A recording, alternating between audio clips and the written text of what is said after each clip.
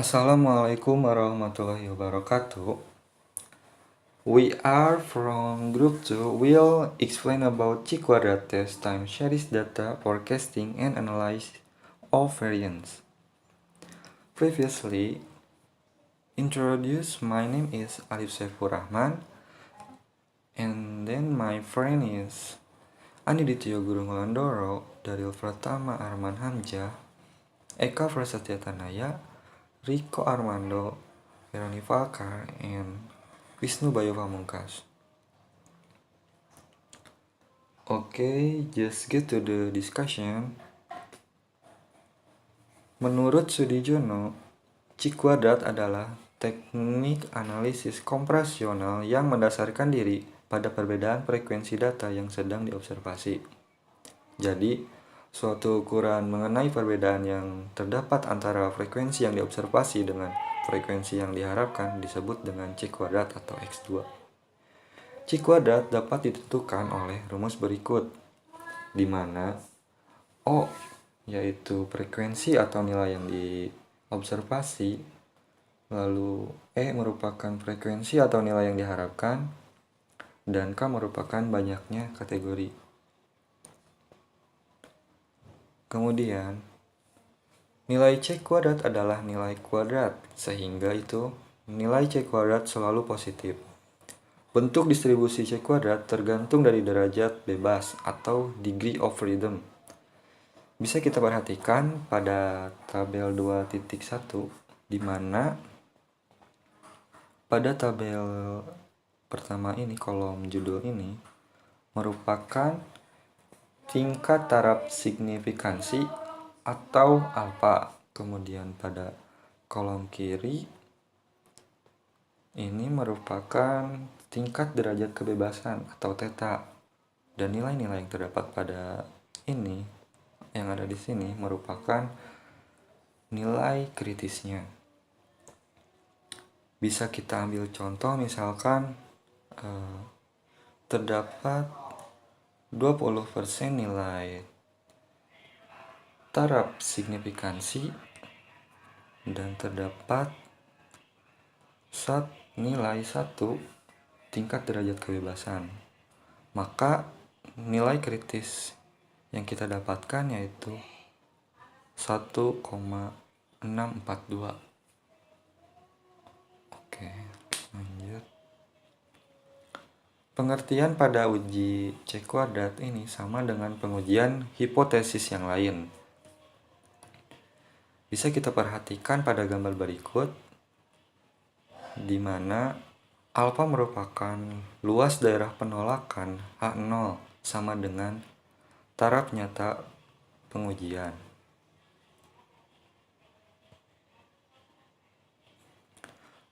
Kemudian terdapat beberapa manfaat dari distribusi Chi-quadrat, antara lain untuk menguji apakah frekuensi yang diamati berbeda secara signifikan dengan frekuensi teoritis atau frekuensi yang diharapkan. Lalu, untuk menguji kebebasan atau independensi antar faktor dari data dalam daftar kontingensi. Dan untuk menguji apakah data sampel mempunyai distribusi yang mendekati distribusi teoritis tertentu atau distribusi hipotesis tertentu atau distribusi populasi, seperti distribusi binomial, distribusi Poisson, dan distribusi normal. Okay guys, next I will explain on this slide.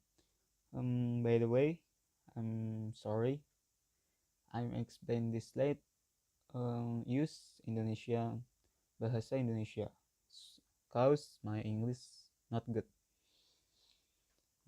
Okay. Di sini uji beda frekuensi yang diamati dan diharapkan.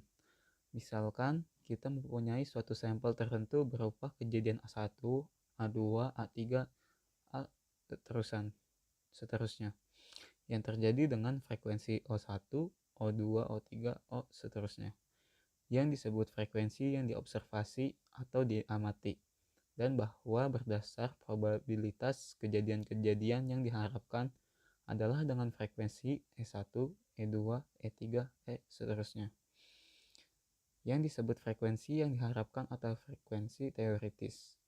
Dalam hal ini, ingin diketahui perbedaan yang signifikan antara frekuensi yang observasi dengan frekuensi yang diharapkan. Lalu, perbedaan antara frekuensi yang diobservasi dengan yang diharapkan ditentukan sebagai rumus berikut. Bisa dilihat, jika X kuadrat sama dengan 0, maka frekuensi yang observasinya dengan frekuensi yang diharapkan adalah tepat yang sama. Namun, jika X kuadrat kurang dari 0, maka frekuensi observasi berbeda dengan frekuensi yang diharapkan. Maka nilai X kuadrat makin besar beda antara frekuensi observasi dengan frekuensi yang diharapkan. Selanjutnya, frekuensi yang diharapkan dapat dihitung atas dasar hipotesis 0 atau HO. Langkah-langkah untuk melakukan uji C kuadrat adalah sebagai berikut. 1. Merumuskan hipotesis yang akan diuji meliputi H0 dan H1. 2. Menetapkan taraf signifikan A dan derajat kebebasan 0 untuk memperoleh nilai kritis X kuadrat A di mana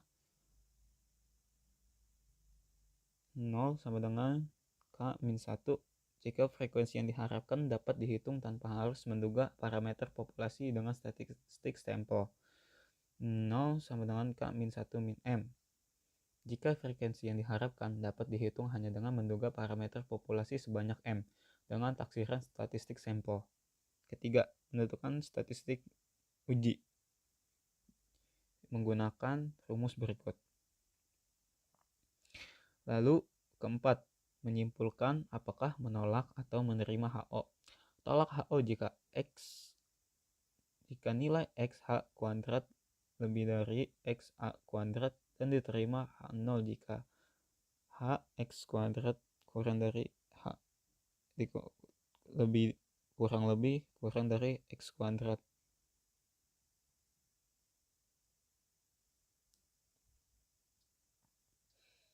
Selanjutnya, uji kebebasan independensi dua faktor.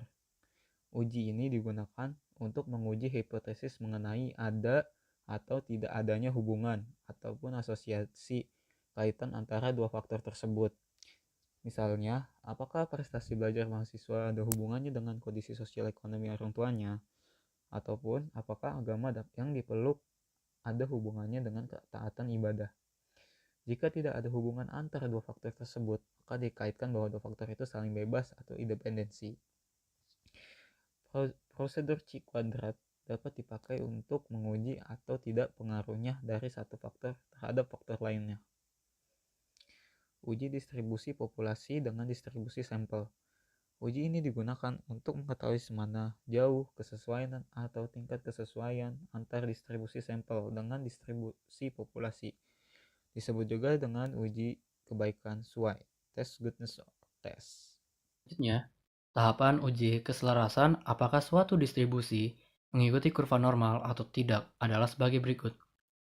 Pertama, membuat distribusi frekuensi. Kedua, menentukan nilai rata-rata hitung X dan standar deviasi varians dengan menggunakan data berkelompok.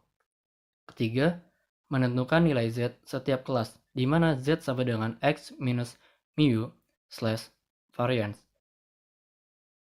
4. Menentukan probabilitas tiap kelas dengan menggunakan nilai Z. Kelima, menentukan nilai harapan dengan mengalihkan nilai probabilitas dengan jumlah data. Dan yang keenam, melakukan uji C kuadrat untuk menentukan apakah distribusi bersifat normal atau tidak. Analisis runtut waktu dan peramalan. Pendahuluan. Runut waktu merupakan kumpulan data yang tercatat sebagai periode waktu tertentu. Contohnya, mingguan, bulanan, atau tahunan. Analisis runtut waktu adalah analisis pergerakan atau perubahan variabel dari waktu ke waktu. Komponen runtut waktu yang pertama, trend sekuler atau secular trend, yaitu pergerakan variabel yang cenderung ke satu arah naik atau turun. Contoh, pendekatan GNP volume penjualan dari waktu ke waktu. Kedua, ada variasi siklis, atau cyclical variation, yaitu arah pergerakan mengikuti siklus hidup bisnis.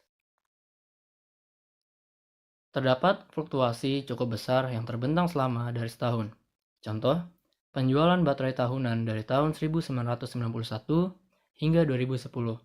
Ada masa pemulihan, kemakmuran, kontraksi, dan depresi. Sebagai berikut terdapat grafik. 3. Variasi musiman atau seasonal variation, yaitu arah pergerakan perubahan secara periodik. Artinya, pola yang ada cenderung berulang setiap tahunnya. Contoh, penjualan perlengkapan baseball dalam tahun 2008, 2009, dan 2010. Berikut adalah grafiknya. Keempat, variasi tak beraturan atau irregular variation, yaitu arah pergerakannya di luar 3 komponen runtut waktu sebelumnya, yakni meliputi kejadian-kejadian yang tidak terduga. Contoh, pengaruh bencana alam terhadap produksi atau penjualan suatu barang. Trend sekuler. Kegunaan trend sekuler yaitu ada 2 macam. Yang pertama, menggambarkan pergerakan atau perubahan variabel. Yang kedua, peramalan dilakukan dengan ekstrapolasi persamaan garis atau kurva trend sekuler.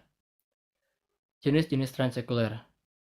Yang pertama ada trend linear dan yang kedua adalah trend non-linear. Trend non-linear yaitu trend kuadratik dan trend eksponensial. Analisis tren pada kali ini memanfaatkan metode kuadrat terkecil atau least square method. Selanjutnya, tren linear. Persamaan tren linear menggunakan rumus Y sama dengan A tambah BT. Keterangan, Y dibaca Y atau Pi merupakan nilai proyeksi variabel Y untuk nilai T yang terpilih.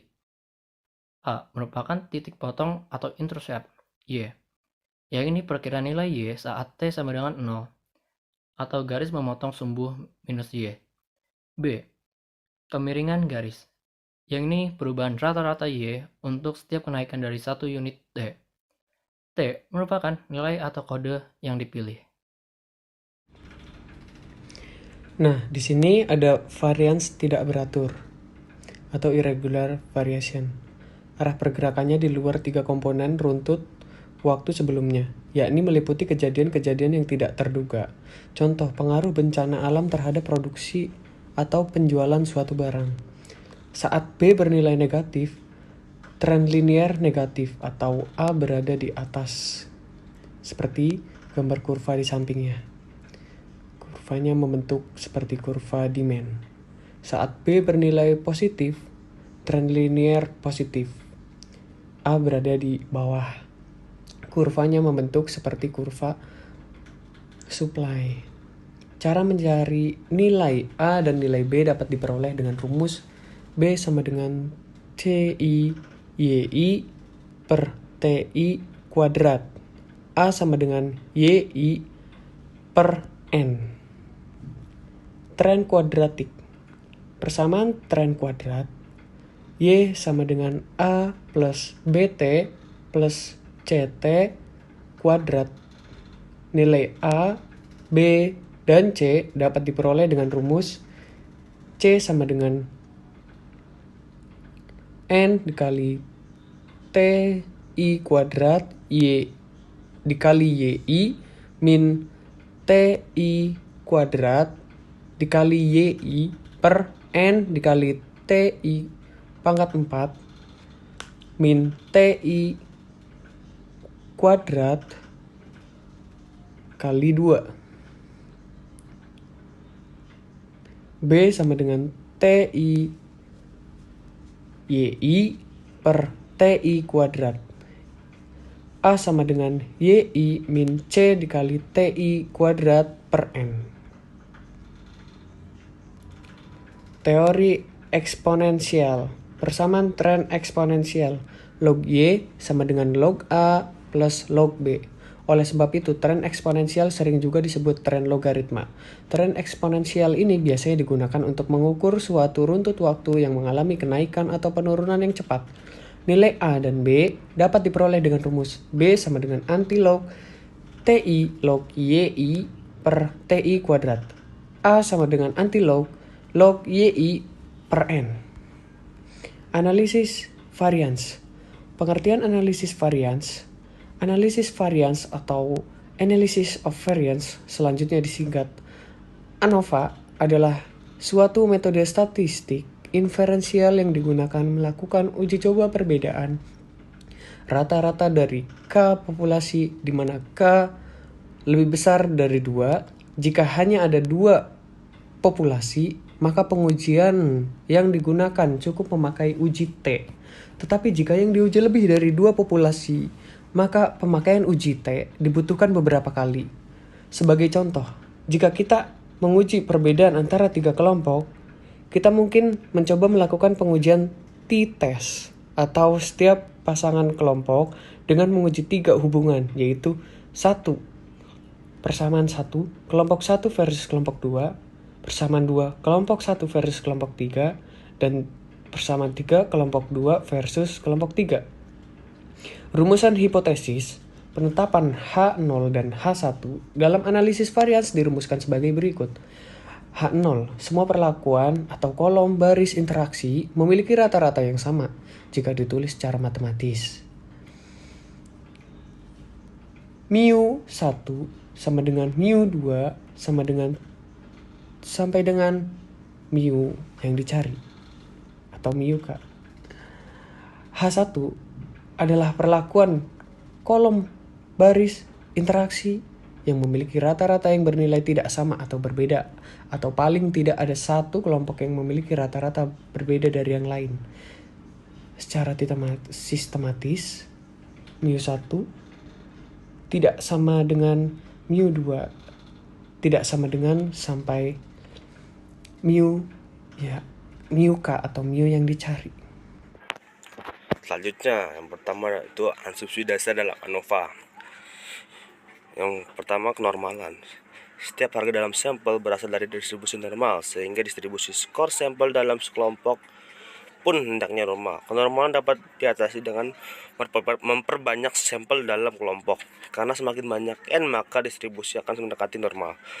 Apabila sampel tiap kelompok kecil dan tidak dapat pula diatasi dengan jalan melakukan transformasi. Selanjutnya, kesamaan varians. Masing-masing kelompok hendaknya berasal dari populasi yang mempunyai varian yang sama. Untuk sampel yang sama pada setiap kelompok, kesamaan variansi dapat diabaikan, tetapi jika banyaknya sampel pada masing-masing kelompok tidak sama, maka tidak ada kesamaan variansi populasi. Kalau ini diabaikan, bisa menyesatkan, terutama dalam pengambilan keputusan. Apabila variansi berbeda dan banyaknya sampel tiap kelompok tidak sama, diperlukan langkah penyelamatan, yaitu jalan melakukan transformasi, misalnya dengan mentransformasikan dengan logaritma. Dan ketiga, yaitu pengamatan bebas. Sampel hendaknya mengambil secara acak atau random, sehingga di setiap pengamatan merupakan informasi yang bebas. Asumsi ini merupakan asumsi yang tidak bisa ditawar lagi. Dengan kata lain, tidak ada cara untuk mengatasi tidak terpenuhinya asumsi ini. Dengan demikian, maka setiap peneliti harus merencanakan secara cermat dalam pengambilan sampel. Selanjutnya yang kedua, analisis sesudah ANOVA. Sesudah perhitungan F-test dan kita tidak dapat membandingkan F-table, analisis kita sebenarnya belum selesai. Hal ini disebabkan karena kesimpulan yang didasarkan pada perhitungan F-test dalam ANOVA hanyalah merupakan kesimpulan yang masih luas atau kasar.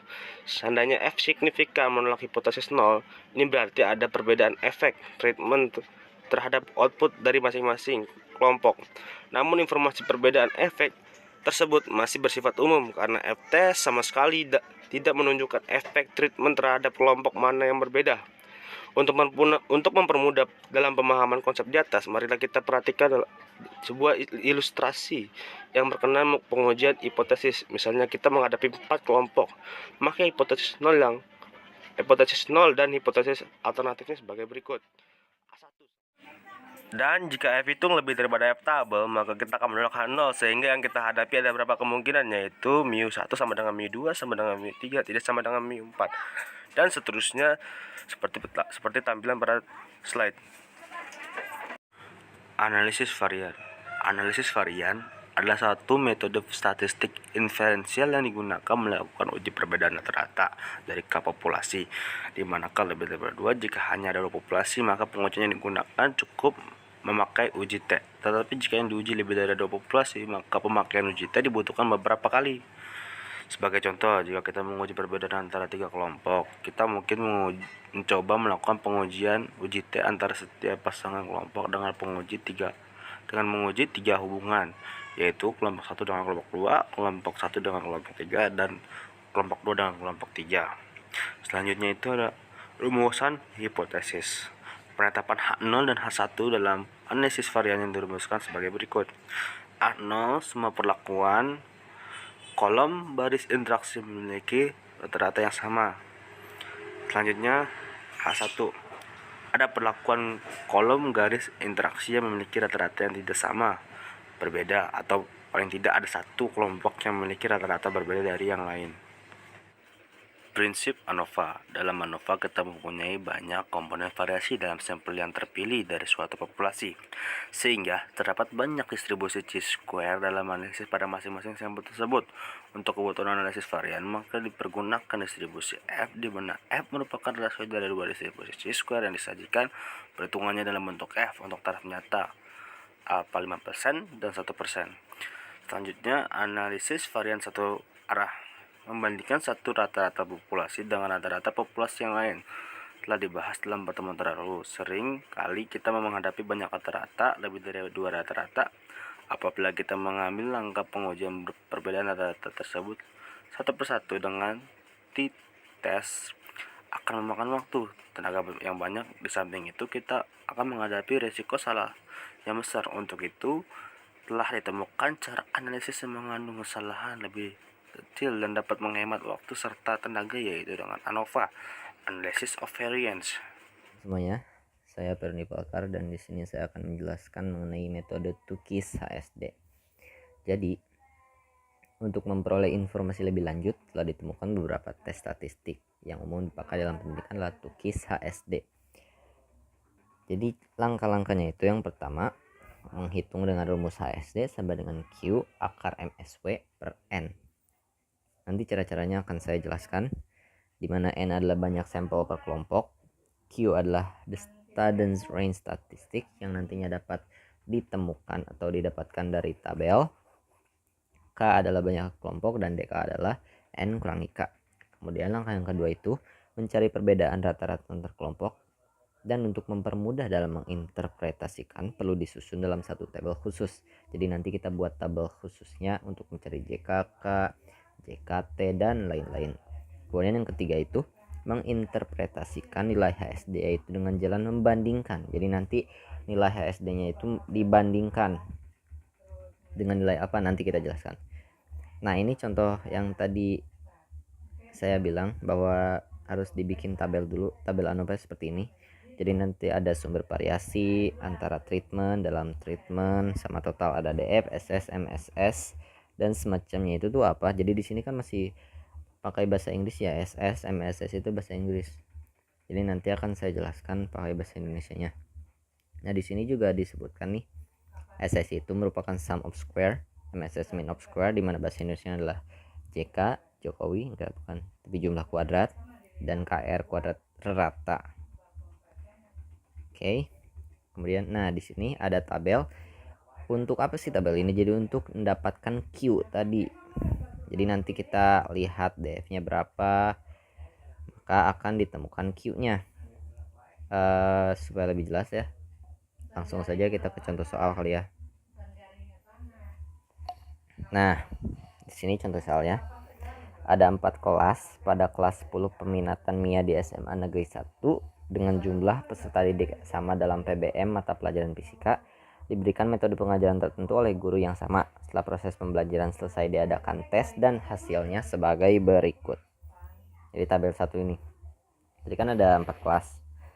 Jadi kita bikinnya sebanyak 20. Sebentar. Nah, kemudian setelah itu kita membuat desain atau deskripsi data dengan langkah-langkah sebagai berikut. Yang tadi 4 kelas banyak 20 itu kita bikin kuadratnya. Jadi ada X1 kuadrat, X2 kuadrat, X3 kuadrat, dan X4 kuadrat, dan seterusnya. Nah, di sini ada sigma. Sigma itu berarti jumlah keseluruhan ya, dari X1, dari X2. Kemudian ada mu.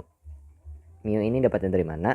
Mu ini dapatnya dari sigma dibagi 2. Jadi 1592 dibagi 2, 1496 dibagi 2. Nah, kenapa sih nggak sampai X yang ini yang 107270? Enggak, karena ini kan cuman ada 4 kelas ya, jadi nggak perlu yang kuadratnya nggak perlu dijumlahkan. Jadi cuman dapat 4 doang. Kemudian kita mencari JKT atau jumlah kuadrat. Rumusnya itu sigma xi kuadrat dikurangi dalam kurung sigma xi kuadrat. Ingat ya, kalau misalnya dalam kurung sama yang beda kurung itu maka hasilnya bakalan beda juga. Cara ngitungnya juga bakalan beda. Dibagi NK. Nah, JKT di sini sigma xi kuadrat. Dapatnya dari mana sih ini? Jadi untuk mempermudah langsung saja dari sini nih. Yang xi kuadrat sigmanya 127858 ditambah X2 kuadrat sigmanya 113108 dan seterusnya sampai X4 kuadrat sigmanya. Kemudian setelah dijumlahkan maka akan dikuadratkan dan hasilnya akan 447575. Kemudian kita menghitung yang dalam kurung sigma xi kuadrat. Jadi, nah di sini sigma xi kuadratnya dapat dari mana? Sigma xi kuadrat itu berarti dapat dari jumlah yang sigma x keseluruhan, jadi bukan yang kuadrat dulu. Jadi yang 1592 ditambah 1496 ditambah 1401 ditambah 1460, maka hasilnya 5949. Nah, baru sesudah itu kita kuadratkan. Jadi yang tadi 447575 dikurangi 442382,51. Ya, kalian sudah tahu lah ya 44 ini dari mana dapatnya? Dapat dari 5949 kuadrat dibagi 80. Maka hasil JKT-nya adalah 5192,49. Kemudian lanjut.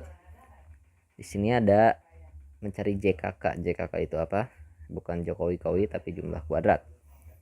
Jadi yang pertama itu rumusnya sigma dalam kurung sigma xi kuadrat per n dikurangi sigma xi kuadrat per nk. Di mana?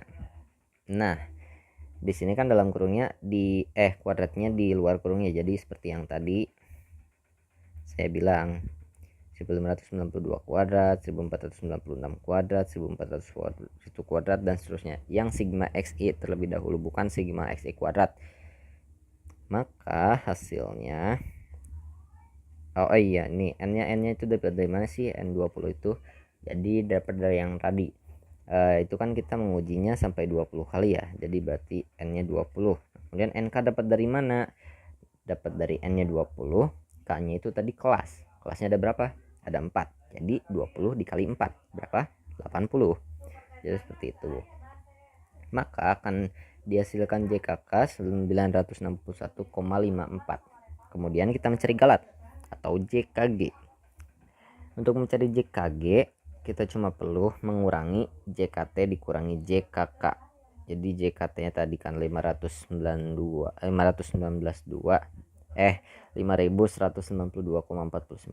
berarti dikurang JKK, maka hasilnya 4230,95. Oke, nah di sini ada contoh tabel ANOVA. Lanjut saja. Nah, di sini kita membuat tabel ANOVA. Yang pertama dulu ya, jumlah kuadrat kelas. Nah, ini sebetulnya terbalik ya.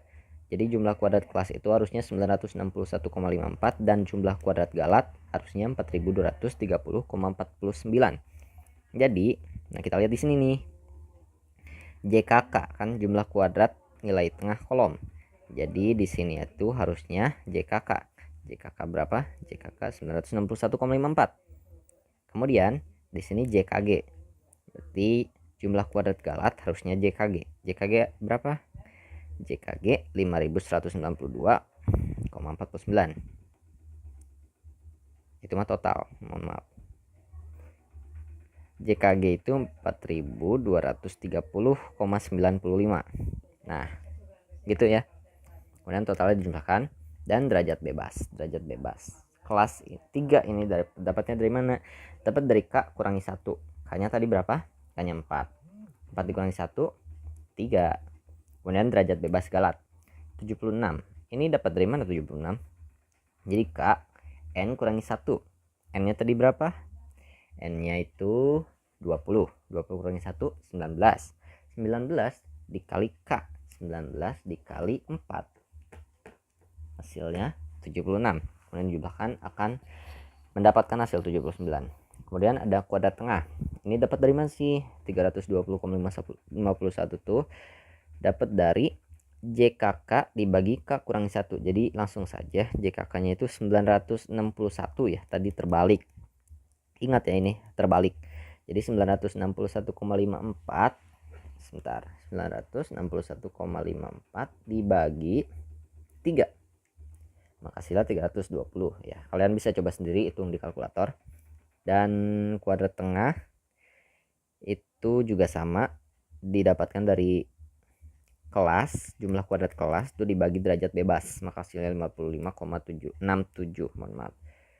Kemudian F hitungnya itu dapat dari mana? F hitungnya itu dapat dari kuadrat tengah ini dibagi. Jadi 320,51 dibagi 55,67. Coba buktikan dengan menjumlahkan lewat kalkulator. 320 dibagi 55.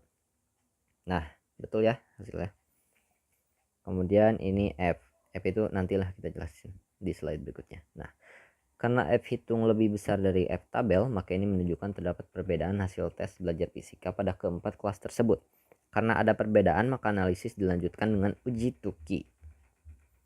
Nah, di sini adalah penyelesaian dengan uji Tukey. Jadi kita buat hipotesis terlebih dahulu. HO mu I sama dengan mu 2, HO mu I sama dengan mu 3, dan seterusnya. Taraf nyata alfa itu sama dengan 0,05. Jadi alfa itu harus 0,05. Kemudian kontras antar kelas. Nah, di sini C1 1 versus 2. Nah, jadi C1 nya itu berapa? 1 versus 2 79. Sebentar.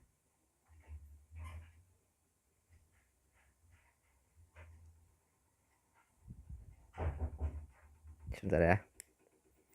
Oke, jadi 79,6 dikurangi 74,8 dan seterusnya. Nah, di sini kemudian kita mencari apa sih namanya?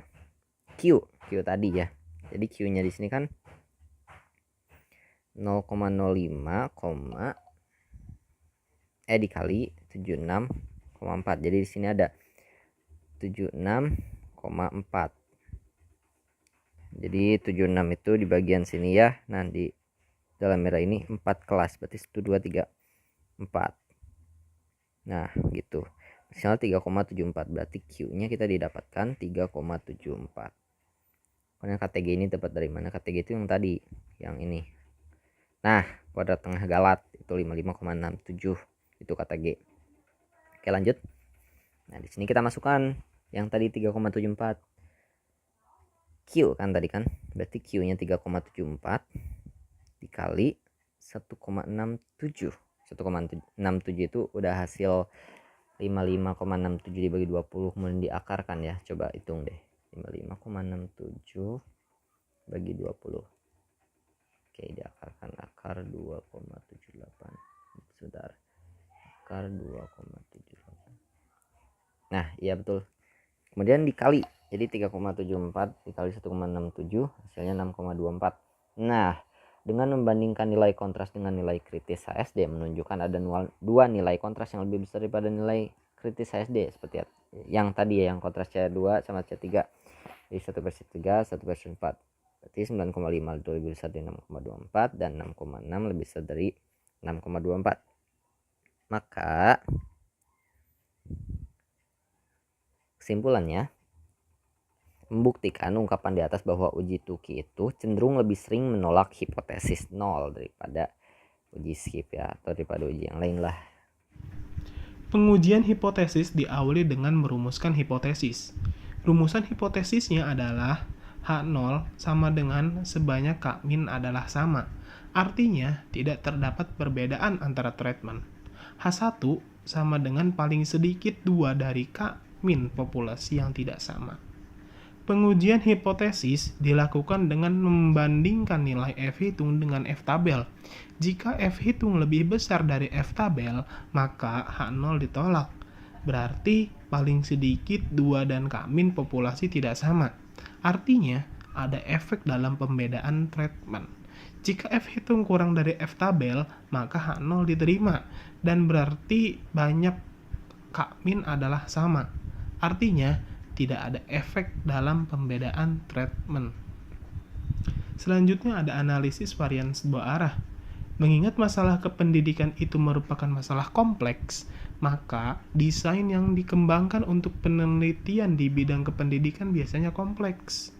Oleh karena itu, tidak mengherankan jika suatu pengukuran terhadap variabel terkait dikaitkan dengan banyak variabel bebas.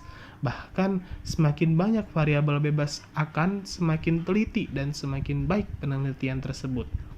Tentunya, dengan semakin banyak variabel yang akan diungkapkan, semakin banyak risikonya, diantaranya sukar dalam menetapkan sampel, sukar melakukan kontrol, sukar menganalisis, sukar menginterpretasikan, dan lain-lain kesukaran. Di samping membutuhkan waktu dan biaya yang banyak. Apabila desain yang dikembangkan untuk mencari atau tidaknya perbedaan dari dua variabel bebas, dan masing-masing variabel bebas dibagi dalam beberapa kelompok, maka desain yang dikembangkan tersebut sering disebut dengan two-factorial design. Dalam kasus ini, peneliti akan menghadapi kelompok sebanyak hasil kali banyak kelompok variabel bebas pertama dan banyak kelompok variabel bebas kedua. Yang pertama ada perbandingan ANOVA satu arah dan dua arah. Analisis di sini merupakan penyempurnaan varians satu arah. Sebenarnya analisis varians satu arah dapat dipakai untuk menghadapi kasus variabel bebas lebih dari satu. Hanya saja terpaksa analisisnya dilakukan satu persatu, sehingga akan menghadapi banyak kasus. 2. Asumsi dan variansi dua arah. Ada beberapa asumsi yang dipakai dalam variansi dua arah. Yang pertama ada setiap skor dalam sel harus berdistribusi normal. Asumsi ini dapat sedikit diabaikan jika sampel tiap sel cukup banyak. Yang kedua, variasi skor pada setiap sel hendaknya homogen atau sama. Dan yang ketiga, skor yang ada bebas dari pengaruh variabel yang tidak diteliti. Hal ini bisa dicapai dengan mengambil sampel acak dari populasi yang sudah diklasifikasikan sesuai dengan sel yang ada. ANOVA dua arah ini digunakan bila sumber keberagaman yang terjadi tidak hanya karena satu faktor perlakuan. Faktor lain yang mungkin menjadi sumber keberagaman respon juga harus diperhatikan. Faktor ini bisa berguna perlakuan lain atau faktor yang sudah terkondisi. Pertimbangan memasukkan faktor kedua sebagai sumber keberagaman ini perlu bila faktor itu dikelompokkan atau blok, sehingga keragaman antar kelompok sangat besar, tetapi kecil dalam kelompoknya sendiri. Bila disusun dalam bentuk tabel, maka tampilan tabel dua arah adalah sebagai berikut. Nah, bisa dilihat tabel di sebelah kanan. Ini adalah tabel ANOVA dua arah. Dan untuk keterangannya bisa dilihat di sebelah kiri. Ini ada K, ada jumlah populasi atau perlakuan, N banyaknya pengamatan, JKB itu jumlah kuadrat antar baris, JKK jumlah kuadrat antar kolom, JKS jumlah kuadrat sisaan, JKT jumlah kuadrat total, dan ada juga rumus-rumusnya.